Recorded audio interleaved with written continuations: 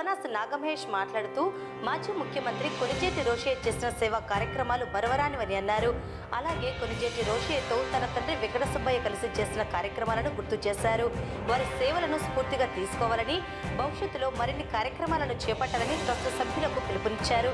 ఈ పంపిణీ కార్యక్రమంలో సహకరించిన ఆసుపత్రి సూపరింటెండెంట్ డాక్టర్ వరప్రసాద్ మరియు స్థానిక వైద్యులకు ప్రత్యేక ధన్యవాదాలు తెలిపారు. కార్యక్రమంలో ట్రస్ట్ సభ్యులు పాల్గొన్నారు. కీర్తిశేషులు కొణిజేటి రోషయ్య గారి జయంతి సందర్భంగా నంద్యాల జిల్లా ఆర్యవైశ్య సంఘం ఆధ్వర్యంలో Bhavanasi Venkamma and Venkata Subbaiah charitable trust వారి సహకారంతో ఈరోజు గవర్నమెంట్ హాస్పిటల్ నందు గర్భిణీ స్త్రీ వార్డు నందు బ్రెడ్లు పండ్లు పంపిణీ కార్యక్రమం చేస్తున్నాము. వారు రోషయ్య గారు చేసిన సేవలు ఎన్నో ఉన్నాయి, వారు చెప్పలేనని ఉన్నాయి. రోషయ్య గారు మా నాన్నగారు దాదాపుగా 450 రోజులు ఉమ్మడి రాష్ట్రమైనటువంటి ముషిరాబాద్ ఆర్యవైశ్య హాస్టల్ కోసము దాదాపుగా అటు వైజాగ్ నుంచి ఇటు హైదరాబాద్ చివరి వరకు వారిద్దరు ప్రయాణం చేశారు ముషిరాబాద్ హాస్టల్ కొరకు. అదేవిధంగా మా నాన్న ఫ్రెండ్ అయినటువంటి ముచ్చర్మెట్ల సుబ్బరామయ్య గారు కానీ వారితో సహా చేసి అప్పుడు చందాల కోసం తిరిగారు. ఆ రోషయ్య గారి సేవకు ఎంతో ఇదైనాము. అందుకు వారికి ఈరోజు వారి గుర్తుగా నంద్యాల జిల్లా ఆర్యవైశ్య సంఘం భవనాస్ వెంకమ్మ చారిటబుల్ ట్రస్ట్ మరియు వారి తరఫున ఈరోజు బ్లడ్ పంపిణీ కార్యక్రమం చేస్తారు. కొణిజేటి రోషయ్య గారి జన్మదిన సందర్భంగా భవనాసి వాళ్ళ కుటుంబం తరఫున ఈ మన మున్సిపల్ హాస్పిటల్లో పంచడం జరుగుతున్నది.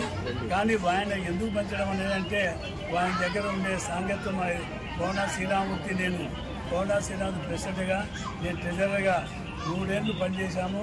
ఆయన అమ్మడు వసూలు చేసి మళ్ళా మిగతావన్నీ చేతి నుంచి 70 లక్షలు పెట్టారు. అప్పట్లో ఆ 70 లక్షలు పెట్టడంలోనే ఆయన ఆశ్చర్యపడ్డారు. మిగతా వాళ్ళు మొత్తం మీద ఆ హాస్టల్ కట్టి దాన్ని దిగ్విజయంగా చేసినందుకు మా రోషయ్య గారు ఎంతో దాన్ని సాయం చేసి మా వెంట ఉండి దాన్ని చేపించడం జరిగింది.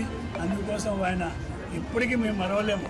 ఎందుకంటే ఆయన మా అమ్మడి సంవత్సరంలో దిగాలంటే ఎంత ఆనందంగా మమ్మల్ని పేరుతో పిలిచి దాన్ని పిలిచి వచ్చేటోడు ఆ విధంగా జరిగింది. కాబట్టి ఆయన చిరకాలం దేవుడు పైగా ఆత్మ శాంతించగా ఈనాడు నంద్యాల జిల్లా ఆర్యవైశ్య సంఘం నేతృత్వంలో ఒక మంచి ఉద్దేశంతో కీర్తిశేషులు మన ఆంధ్రప్రదేశ్ రాష్ట్ర మాజీ ముఖ్యమంత్రి వర్యులు మరి గవర్నర్గా సేవలు అందించిన మహనీయులు ఆర్యవైశ్యులకు ఎల్లవేళలా తన గుండెల్లో నింపుకున్నటువంటి వ్యక్తి.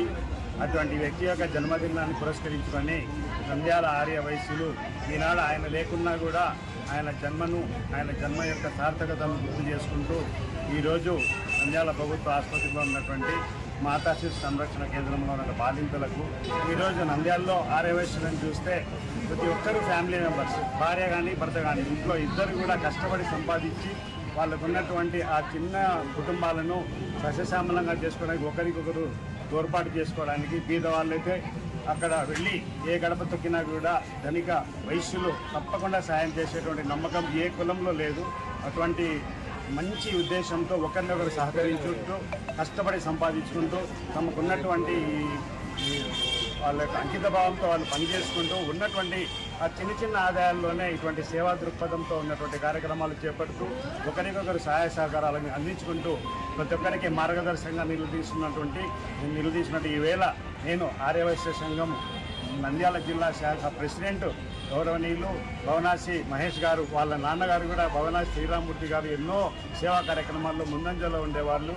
అందరికీ ఒక పెద్ద ఇండ్లు లాగా వాళ్ళ ఇల్లు మన నంద్యాలలో ఎన్నో రోజులకు స్థానికంగా ఉండి అందరికీ సేవలు అందించడము, అందరినీ కలుపుకుంటూ వెళ్ళడము అభినందన విషయం.